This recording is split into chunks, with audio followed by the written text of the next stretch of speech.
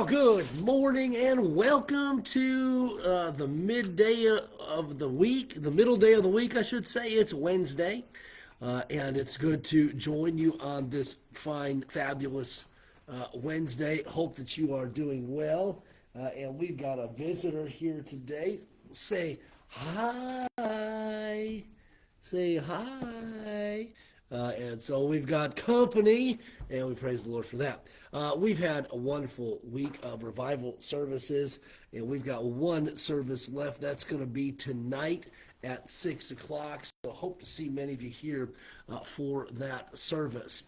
Now, as we just now are getting started here, I know we're a little bit later than normal, and so for that I apologize, but still wanted to get on and share with you a devotional this morning. And so let's look and see what God has for us today. Go with me, or actually first hit that share button, and then go with me to Exodus chapter number 23.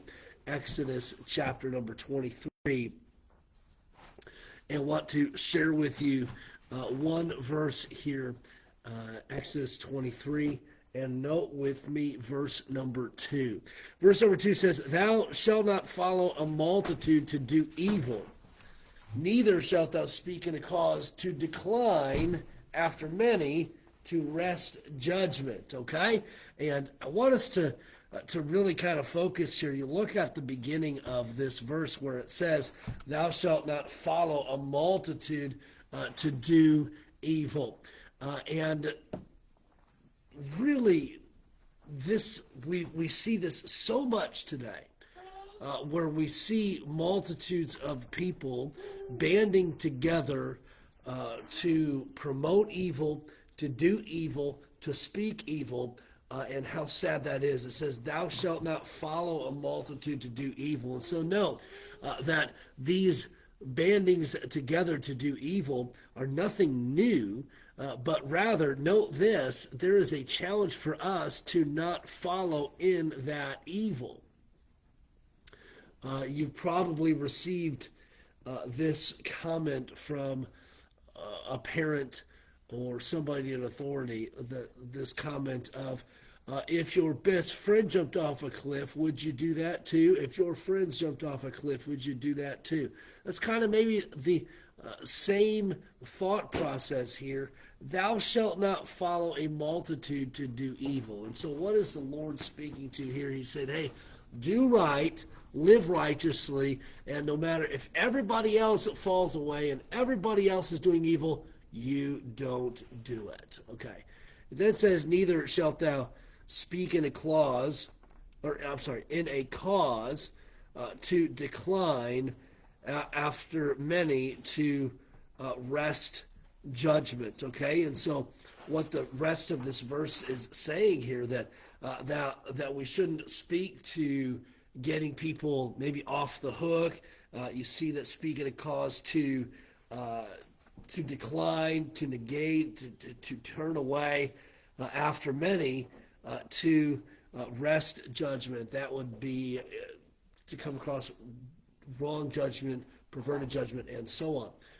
And so really these are some tremendous reminders for us to not follow after the evil, then also to not reward evil, if you will, in our judgment. Okay, and so just good reminders for us today. And I would say this, and we'll kind of end, and I know we're a little shorter today, but I would say this: rather than follow a multitude of evil, let's seek to lead people into righteousness. Let's seek to lead people into godliness. That ought to be our passion. That ought to be our desire. And I know if you're watching this and you're a regular follower, I know I'm probably preaching to the choir here, and you'd say, well, I don't have any problem with that, following a multitude to do evil, and praise the Lord for that. But the reality is we see it a lot in our world today, and we need more Christians to stand up rather than just fall in line.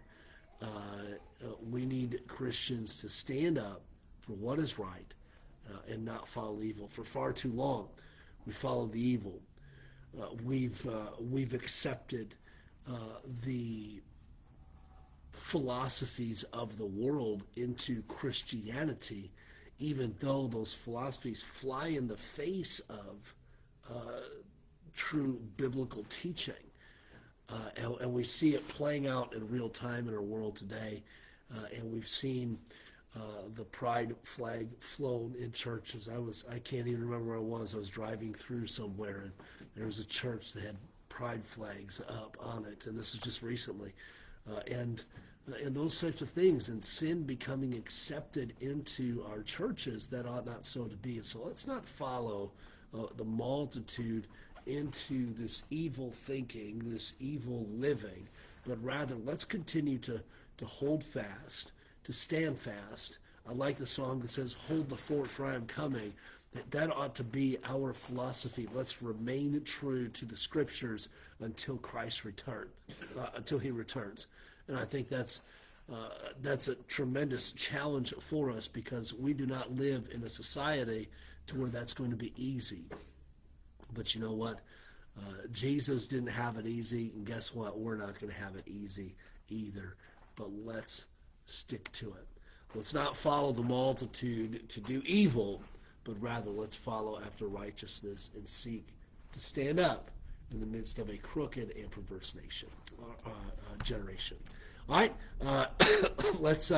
we'll end with that this morning. Verse for the day, Exodus 23 and verse number 2. Once again, I know we're on a little bit different time here today, but it's been just kind of a different week for us here at Calvary, and we've had some late nights and all that kind of stuff, and so we're just a little bit later today. For that, I apologize. Karen, good morning to you. Good to have you on today. Hope that you have had a wonderful week. Charlie and Marcia, good morning to you both as well. Hope that you guys have a great day. And Jean, good morning to you, and good to have you on. Lord bless you guys. Have a great day, and all those who may be watching later on today, have a wonderful day. Hit the share button, please, and let's spread the word out, okay? Now, don't forget, services tonight at 6 o'clock. Hope to see you here for revival services.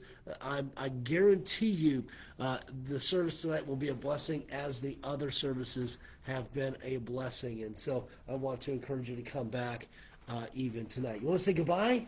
Say goodbye to everybody? All right, Christy's come to say bye-bye. Say bye, bye, bye, bye, bye, bye. There you go. Have a good day, everybody. Lord willing, we'll see you back tonight.